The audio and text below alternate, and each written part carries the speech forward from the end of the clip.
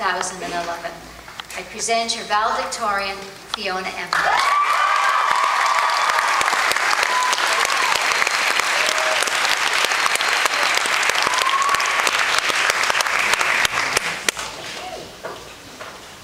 Good evening. Good evening, Reverend Fathers and Sisters, Honorable Peter Milliken, Major Bradford, Trustee Mr. Cannelly, Superintendent Wallace, Mrs. Shannon, Mrs. Chapman, teachers, parents, guests, and of course, the incredible class of 2011.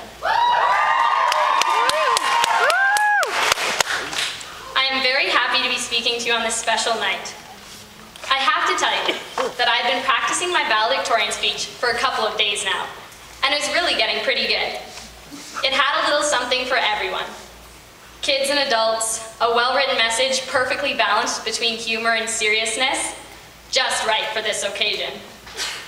But then, last night, I had the weirdest dream, and it seemed so prophetic, I decided to share it with you instead. It started around midnight. I woke to the sound of thunder crashing outside my window. As the lightning lit up my room, I almost had a heart attack as I noticed the shadowed figure standing in the corner. As she stepped into the light, I saw a short, skinny girl with blonde hair, a mouthful of braces, and a big poof at the front. You guessed it. It was my grade 9 self. I am the ghost of Nicholson's past, she told me as she reached out her hand. Am I trapped in a bad movie, I wondered? Suddenly, I found myself standing back in our old Nicholson hallways. I knew I had arrived from the familiar smell combinations of Axe and bad shoes.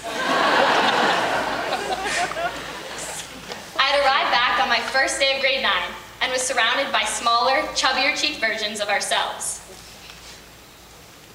I immediately became the nervous, apprehensive girl I had once been.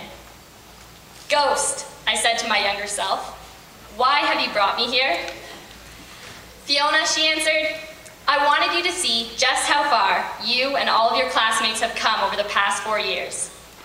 I wanted you to think about what you have gained along the way." And think I did. What had we acquired in our past 4 years at Nicholson? I mean, besides the attitude that makes it easier for our parents and teachers to say goodbye. Well, it was clear that we had picked up a lot of knowledge, and maybe a bit of wisdom. But we had also acquired something more. We had acquired the gifts of friendship and support. As I looked around, I could see that we had all learned that we need each other. Most of us have faced hardships over the past 4 years, and we probably all will again. We have learned that we can get through anything, and that we can accomplish anything with our family, our friends, and our teammates beside us. And just as I was reflecting warmly on all the people who've helped me through my high school experience, déjà vu, I found myself back in my room. Despite the thunder, I eventually managed to fall asleep again when a second flash of lightning woke me. I found myself standing right here, watching the class of 2011 graduate. I was just thinking to myself, we all look pretty good, when a thin, ghostly figure carrying a briefcase held together by bungee cords pulled on my sleeve. "What are we doing here, Mr. Burkett?" I asked.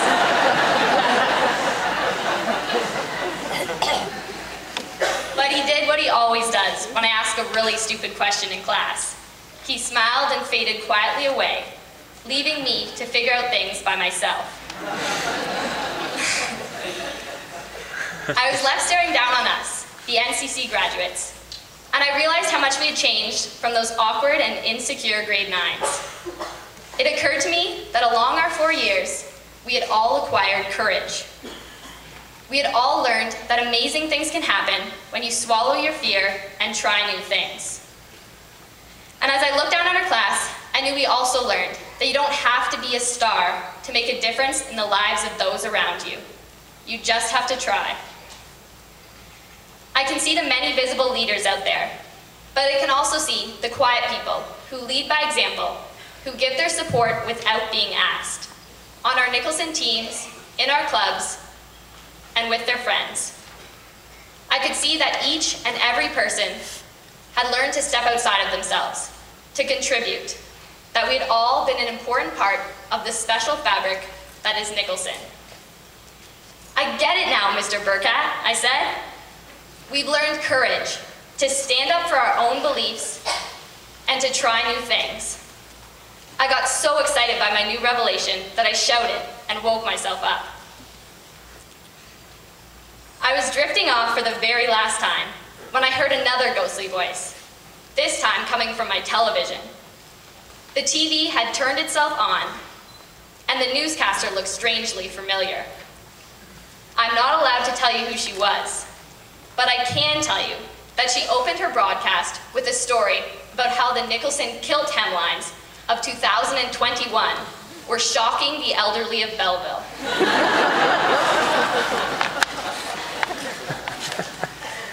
She then introduced a feature called Where Are They Now? The Nicholson class of 2011. Would you like to know what we accomplished in only 10 years? I'm afraid that the ghosts swore me to secrecy, something about disturbing the time continuum. But I can tell you that we build on the academic, athletic, and humanitarian achievements of high school, and that we all go on to do remarkable things.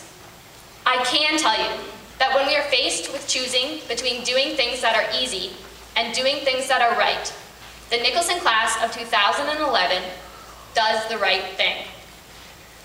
I can tell you that the caring people I got to know in high school go on to be the people that others still look to for example. I can tell you that we become the type of adults who imagine a better world and make that world happen. I was just about to figure out which one of us was wearing the Olympic team jacket when my screen went blank. I woke up and it was this morning. Thank you for letting me share my dreams with you. But if you don't mind, I have decided to read the last paragraph of my original speech after all, because there are some important things that just need to be said. Firstly, thank you to our excellent and dedicated teachers for guiding us, for pushing us when we needed it, and for putting up with us when we didn't deserve it.